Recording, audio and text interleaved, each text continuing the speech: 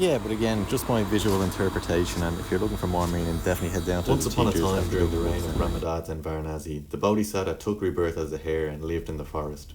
Now, on one side of this forest there was the foot of a mountain, on another a river, and on the third an outlying village. He had three friends, a monkey, a jackal, and an otter. These four wise animals lived on one side, each on their own patch, each taking their own feeding ground and then meeting together every evening. The wise hare gave a Dhamma talk to encourage the other three and said, "Practice generosity, guard your virtue, and keep the Upasa day." They took heed of his advice, and each entered their own lair, dwelling, and lived there. When some time had passed, the Bodhisattva looked at the sky and saw the moon. He noticed that the next day would be the Upasatha day, and said to the three others, "Tomorrow is the Upasatha day. You three had better take up the precepts and be keepers of the Upasatha day, for the one who stands firm in virtue and almsgiving has great reward. Therefore you should feed those that you encounter seeking alms food from the food that you have obtained." They said, "Very well," took his advice, and each went back to their own abode and remained there. On the next day the otter went out and, deciding to investigate a feeding ground, left and went out to the banks of the Ganga. Then a lone fisherman raised 7 red fish, threaded them upon a creeper, and took them and buried them in the sand beside the Ganga and went downstream. The otter scented the odour of the fish, dug up the sand, saw the fish, and took them out. "Who is the owner of these?" he asked. When he had shouted 3 times he had not seen an owner, he took the creeper between his teeth and left it aside for himself in his thicket dwelling, saying to himself, "I will eat this at mealtime." He lay down and reflected on how virtuous he was. The jackal also left in search of a feeding ground, and saw at the hut of a single field watchmen, 2 pieces of meat on a spit, a lizard, and a pot of milk curds. "Who is the owner of these?" he asked. When he had shouted out 3 times and not spotted an owner, he strung on his neck a rope that had found for the pot of curds, and biting into the pieces of flesh and the lizard, took them in his teeth back to his own thicket and laid them aside, thinking, "I'll eat these when it is mealtime." He then lay down and reflected on how virtuous he was. The monkey entered a forest grove and fetched a bunch of mangoes and put them aside in the thicket where he lived. "I'll eat these when it is time," he said. He then lay down and reflected on how virtuous he was. The Bodhisattva, however, set out at the right time for a meal, intending to eat jungle grass. As he rested in the thicket where he lived, he thought, "Near me mendicants come by. I cannot give them grasses. I have no sesame oil or rice grain, and if any mendicant comes up to me, I will give him the flesh of my own body." By the power of his virtue, the golden throne of Sakka gave the appearance of heat.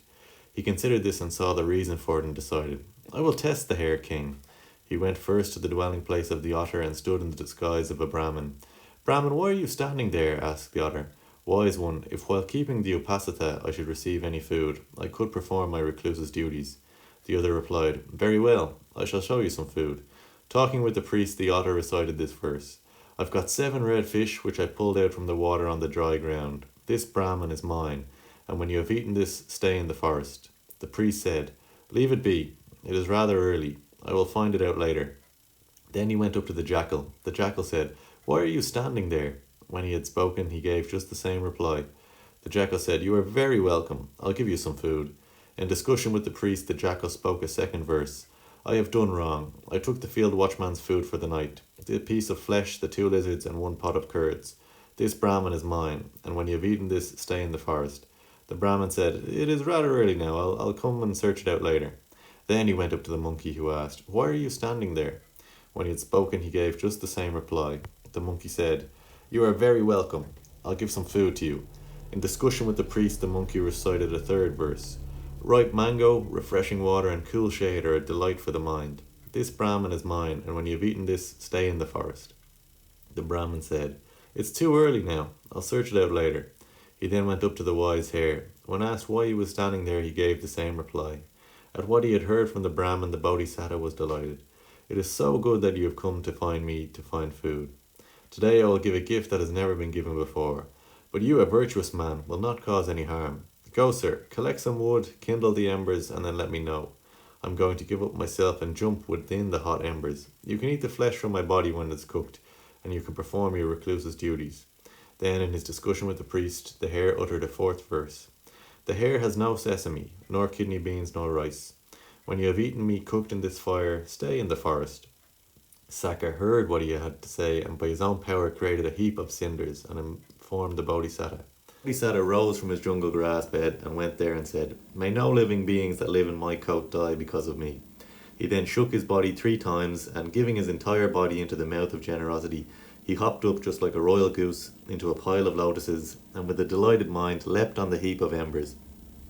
But the fire could not scorch even the tips of the hairs of the Bodhisattva's body, as if he had entered into the birthplace of the snow. Then he called to Saka and said, "Brahmin, the fire you made is too cool, and cannot make heat even to the tips of my hair. Why is this?" "Wise one, I am not a Brahmin. I am Saka, and have come in order to test you. Saka, however long you stay there, you would not see in me any reluctance to be eaten, even if all the people in the world were to test me in generosity." The Bodhisattva roared the roar of a lion. So then Saka said, "Wise hare, may your virtue be known for the entire aeon." So pressing a mountain, he took the essence of mountain and painted the shape of a hare on the moon. Then he summoned the Bodhisattva, and in the forest grove just by the forest thicket, he caused him to lie down by some tender jungle grasses and went to his own heavenly realm. The 4 wise creatures lived in harmony and with courteous minds, fulfilling virtue and keeping the Upasatha day until they went in accordance with their deeds. The teacher introduced this account to reveal the noble truths and explain the connection with the birth. At this explanation of the truths, the householder, who was generous with everything to do with the requisites, obtained the fruits of stream entry. At that time Ananda was the otter, Moggallana the jackal, Sariputta the monkey, and I was the hare.